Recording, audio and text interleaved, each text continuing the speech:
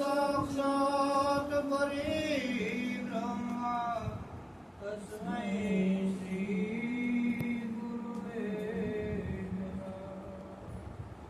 गुरु चरण में गुण गणान चरणे नमावशीष वचन उच्चरे अमीधरे नाम करे बख्शीश।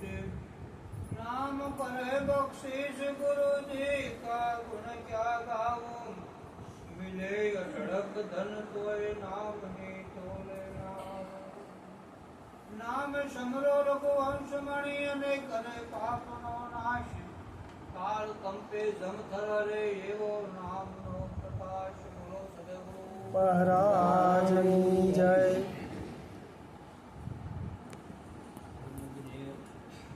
મહારાજે સરસ વાતો કરી, ઉદાહરણો પણ ખૂબ આપ્યો, પણ બહુ જ્યાદા શબ્દો જે છે કે મહાપુરુષે કીધું આટલા બધા શબ્દોમાંથી એકાદો શબ્દ આપણા ભીતરમાં ઉતરી જાય, એક જ શબ્દ તો આમ જીવનમાં બેડો પાર થઈ જાય. મહાપુરુષે સાખીમાં પણ કીધું કે એક શબ્દ ગુરુદેવ કા તાપાનંદ વિચાર જગ ગયે મણિજન પંડિત અને વેદના પાયા. એક જ શબ્દ એવો સદગુરુના આપણા જીવનમાં ઉતરી જાય તો ખરેખર બેડો પાર થઈ જાય. એવું પણ આપણે ઘણા સમયથી ભજનમાં જઈએ, સત્સંગમાં જઈએ, બેસીએ, ઉઠીએ, કદાચ કિરણમ શરમમાં આવ્યા હોય, મહારાજની શરમમાં આવ્યા હોય, પાડોશમાં રહેતા હોય તેવા ભાવથી આવ્યા હોય, ઘેર છોકરાના ઉત્પા દેતા હોય તેવા ભાવથી આવ્યા હોય, બરોબર વાક્ય જોવા મળે. આવા બધા જો ભાવો હોય તો કલ્યાણ ના થાય, ના થાય ને ના થાય. લક્ષાર્થ શબ્દ હમો હોય. અને મહાપુરુષે કીધું ભજનમાં સારી વાત કરી કે નવદાય જગુકડી ધામ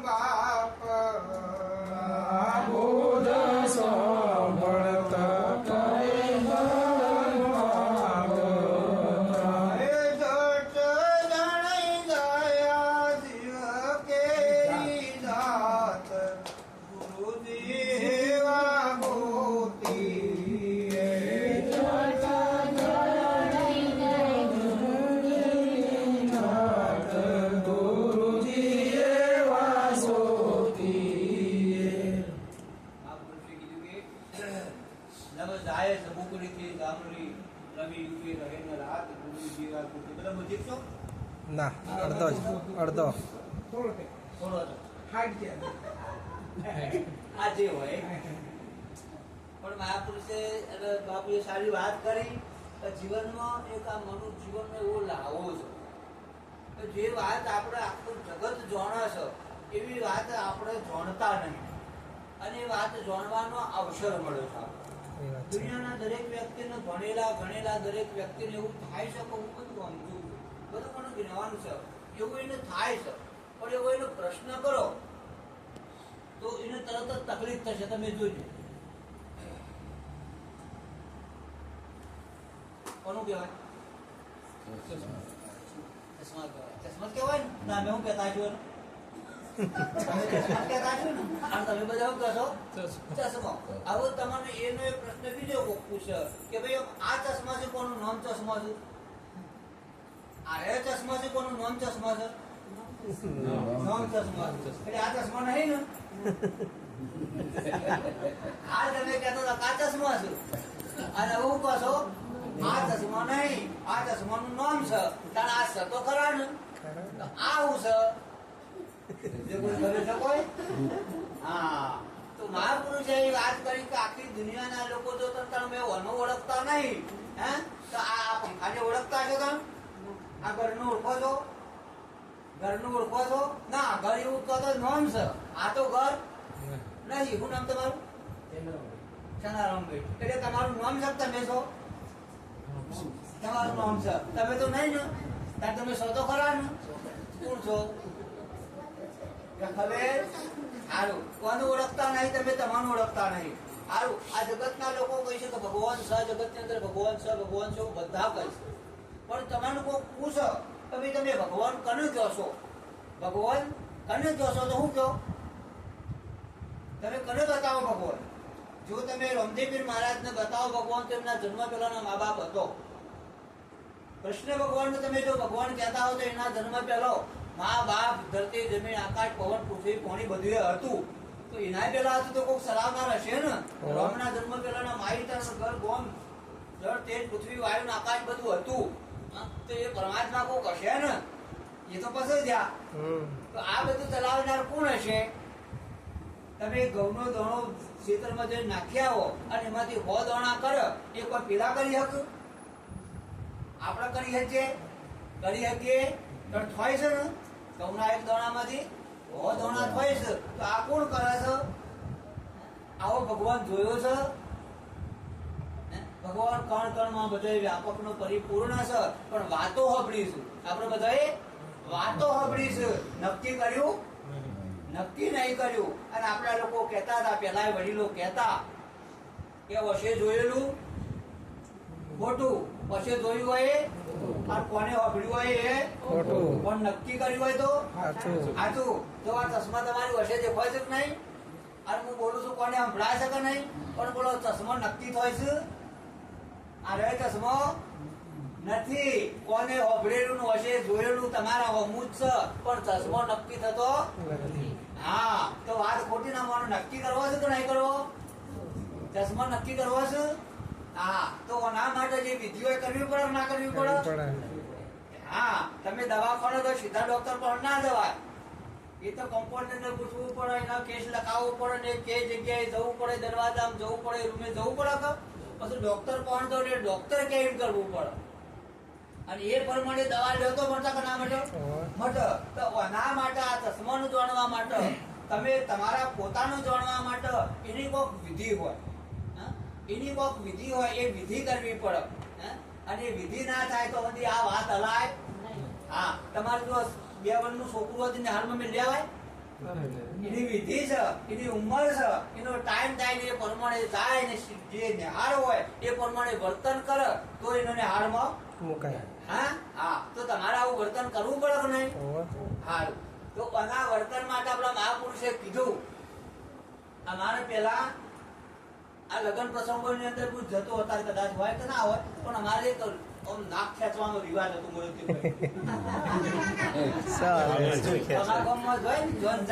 એટલે એ મુરતિયાનું નાક પકડી ખેંચતો. તમારે જોયેલું બધા? અમુક સમાજમાં અમુક સમાજ. હા. તો એ નાક પકડીને શું ખેંચતો છે આ લોકો? અમારા ભાઈઓ પેલા મુરતિયાનું નાક પકડીને ખેંચે. એટલે ચમ ખેંચવા આપણને ખબર નહીં, પણ આપણે હું સાબરકાંઠા ગયો બધે પૂછ્યું, આવી 2-4-5 તમે નાક ખેંચતા કે હે એની લેટ આવે છે એવું છે. તો હું યુવાન શું જોવું છે એમાં? જોવાની વસ્તુ ને આવું ભાઈ સર. પણ એ એટલા માટે કે ભાઈ જો તું તારા ગામમાં 20 વર્ષનો થયો, તે ના કરવાના ધંધા કર્યા છે, તે ચોરી કરી છે, જારી કરી, એટલે પારકી બેન દીકરી મજાક મસ્તી કરી છે, તું દારૂ પીધો છે, જુગાર રમ્યો છે, મોસ ખાધું છે, પણ અમે અમારી છોડી તને 20 વર્ષની કરી નાખવાની છે. એટલે તું તારું નાક હાથવજે. નાક એટલે માણસ નહીં. હા. ત્યાં ભાઈઓ શું કહે છે? નાક પકડી તારું નાક હાથે એટલે આબરૂ હાથવજે. અને આબરૂ હાથવી હોય તો પાવડા, પગાડીઓ, ધારીઓ, સોનું, ચોદી, પૈસા, જમીન, જાયદાદ, મિલકત થી આબરૂ હચવાય? આબરૂ નથી હચવાય? આબરૂ હચવાય નથી. આ 5 વસ્તુ છોડી દેવી પડે. શું કરવું પડે? ચોરી કરે એને ચોર કહેવાય, એની માણસ કહેવાય, એની આબરૂના ઘરમાં ગામમાં કુટુંબ સમાજમાં ના હોય. જારી કરે એને નાલાયક કહેવાય, એની આ માણસ કહેવાય. બાળકી બેન દીકરી મસ્તી કરે નાલાયક કહેવાય, એનો માણસ કહેવાય નહીં. તારી આબરૂના ઘરમાં ગામમાં કુટુંબમાં હોય ના હોય. દારૂ પીવાય એને દારૂડિયો કહેવાય, એને માણસ કહેવાય ના કહેવાય. મોસ ખાઈને માંસાહારી કહેવાય, એને માણસ કહેવાય ના કહેવાય. જુગાર રમાઈને જુગારીઓ કહેવાય, એને માણસ કહેવાય ના. તારી આબરૂ વાળો હોય હા તો બોલો આ પોત આપણો હોય માં મિલ દેવું પડે કતારે તો લઈને જવું છે ઘેર હે મિલ દેવું પડે ને. હા તમે રાજી હોય તો હું જોડે છે અમારે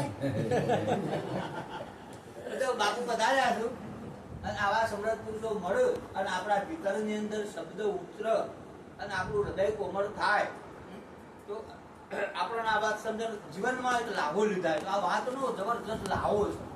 આપણો જ વેદો શાસ્ત્રોનું પુરાણો જે વાતો કહેતા હોય એમાં આપણને ખબર ના પડે, આપણા નોમની આપણને ખબર ના પડે. આ હળાતા હાથના શરીરમાં હું જેટલો છું, જેવો છું, ચો રહીને બોલું છું, હું ચોથી આવ્યો છું, હું ચો જવાનો છું, આ વાતની તમને જ ખબર ના હોય તો પછી વયથી વધડો હોય દુનિયામાં જઈને શું બાળશે? તીર્થોમાં વર્તોમાં જઈને શું બાળશો તમે? વયથી તો વધરાશો તો એ પત્તો ખા એટલે હોય તમારે ઓખ લેવી પડે, સદગુરુની ઓખ લેવી પડે અને સદગુરુની ઓખ મળે તો આ જીવનમાં બેડો પાર થાય. એટલે મહાપુરુષે ભજનમાં કીધું અરે નવી દ્રષ્ટિ નવી સૃષ્ટિ, નવી દ્રષ્ટિ નવી સૃષ્ટિ, ગુરુ વચને અમૃત વૃષ્ટિ, ગુરુ વચને અમૃત વૃષ્ટિ, ત્રીજું લોચન ખુલે રે સુરતા તો લેરો લેસ, ત્રીજું લોચન ખુલે રે સુરતા તો લેરો લે છે, સોમળિયાની સાથે રે સુરતા તો લેરો લેસ, સમળિયાની સાથે રે સુરતા તો લેરો લે છે. આ વેરાગી મહારાજની સુરતા સોમળિયાના અંગાથી લેરો લેતી હતી અને આપણી સુરતા હના અંગાત લેરો લેશે? આપણા બધાની સુરતા હના અંગાત લેરો લેશે? કોઈનો પૈસો અંગાથી, કોઈનો જમીન અંગાથી, કોઈનો માલ મિલકત અંગાથી. આમ આ લેરો લેતી હોય તો સોમળિયો ના મળે ના મળે ને ના મળે. ના મળે. લેરો એ તો સોમળિયાના અંગાથી લે તો એનો આનંદ થાય ને થાય. હા એટલે ખૂબ વિચાર કરવાનો અને વિચાર કર્યા સિવાય આ વાતોની તમને ખબર નહીં પડે. હા દાખલા તરીકે તમને કોઈ પૂછે શું નામ તમારું? હે ચેનારામ. શનારામ. પણ ભૂલી જવા મગજ છે કોણ નહીં હો. તમારું નામ રમેશભાઈ. રમેશભાઈ કદાચ કોઈ તમારે પૂછે આ મને ગજે એવું છે મારું. રમેશભાઈ તમે જો આવી સભામાં ઉભા રહ્યા તમને કોઈ કાંઈ પૂછો કે રમેશભાઈ તમે કોણ છો તો હું કયો? એ તો કેસે ને પેલો એ હમો આવ્યો છો કે છે રમેશભાઈ તમે કોણ છો એમ કે તો હું કયો?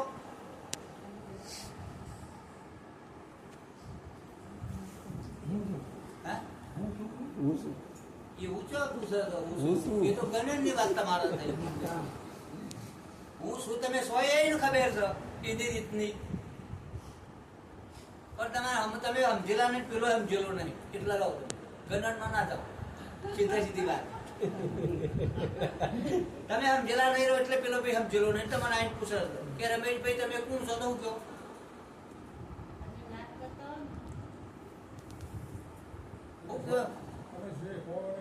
હા રમેશભાઈ કોણ મને પૂછે રમેશભાઈ અને હું શું તમારે બાળકો રમેશભાઈ તો કે છે હા રમીલા બોલ કઈ બોલો રમેશભાઈ રાવલે. બોલ છો તમે તમારા નાત નું નામ જવાનું કઈ હા તે બોલો હું પૂછે છે રમેશભાઈ બોલાય એટલે રમેશભાઈ તમે કોણ છો એમ પૂછે છે પેલું ના પૂછે ના થાય.